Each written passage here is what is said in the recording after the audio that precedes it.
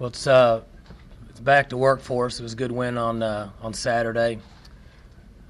Following the game, we talked about the defense and their performance in the first half, which was very good. Our tackling was good. Lack of efforts on the defense were good. They met all the criteria in their goals category, and so they had played very well, just like what we thought. Offensively, after the first series or so, kind of got on a roll there, and were able to score enough points and put the game out of reach. Special teams was good. Had a poor decision by Ori Lemon, a clip there that took away a return by Dez. But for the most part, team played pretty well.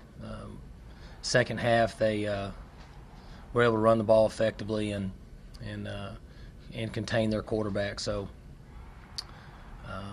looking forward to this week. Obviously, it's a big game, playing the number one team in the country, our players and coaching staff, and there's a lot of excitement in this area.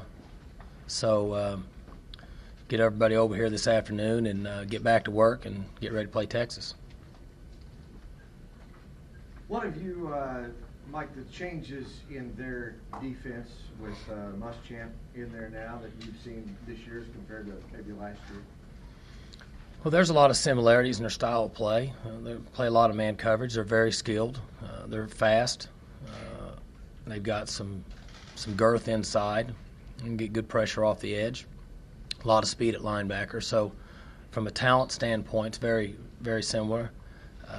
Just my personal opinion is they run to the ball better and have been more effective this year than they have been in the past.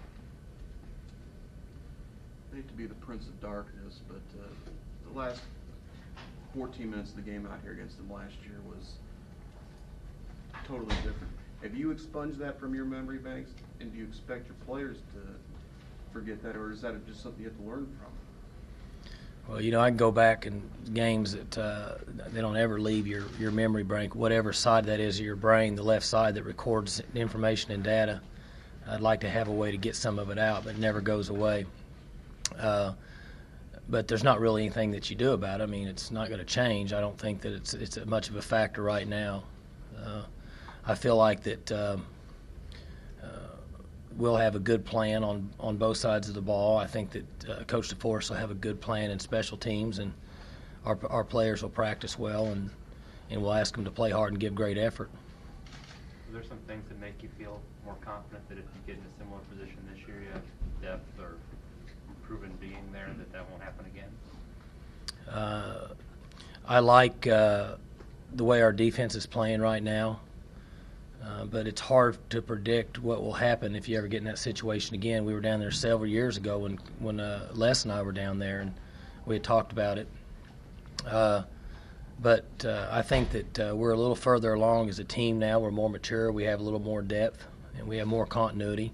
And we feel like that the players are a little more seasoned in situations like this. But, again, it's college football, and you never know what's going to happen. Mike, you've used the words chemistry. Some people use the words unity. Can you compare what this team has to any of the ones you played on or you coached previously that you felt the team had that kind of thing going for it? It's hard to explain. Just some teams, I think the players play for each other, and they don't play selfish. And sometimes you don't have that chemistry on a team. And I think if you have enough good players and you don't have a lot of chemistry, you can still win some games. And if you're not as talented and you have great chemistry, I think you can win more than you should. And these guys play well together. They care about each other. And because of that, they're having some success. Coach, how important is it to have Brandon Pettigrew back on the field this week? Well, Brandon obviously is a very good player. He's a good blocker. And he's a threat, in our opinion, to catch a ball down the field. But his greatest traits is a leadership ability in what he does for the team and with the team when he's in there. And it was nice to have him back because I know it lifts the spirits of the team. Set open the offense quite a bit having 87 back. Well, we're pretty open anyway. I mean, we do a lot of different things, but he gives us another threat. Yes.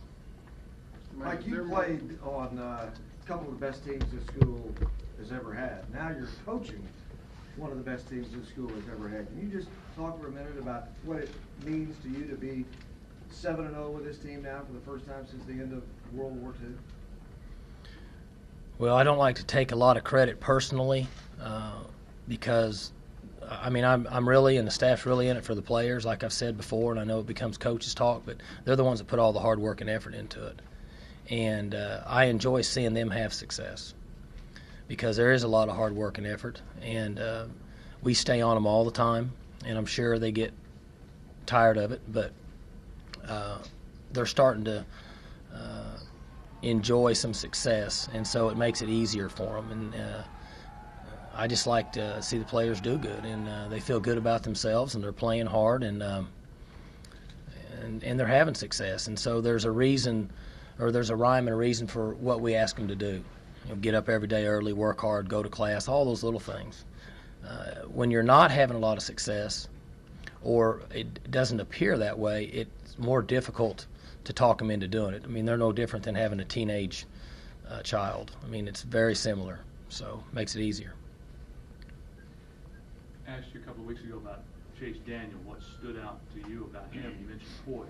When you look at Colt McCoy, what do you see from him, the traits that make him successful? He's playing with tremendous confidence right now.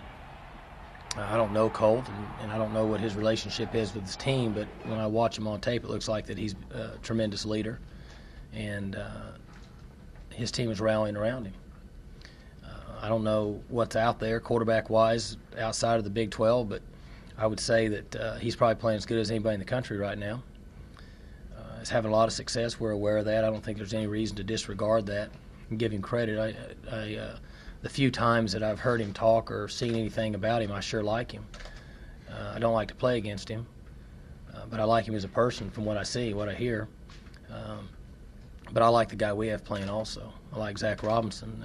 He performs for us and makes plays, and so I think it sets up an interesting for an interesting game, and I think it's good that the teams that are playing in it have quality people at the quarterback position. I think it says a lot for the direction that we're going, and obviously says a lot for Colt.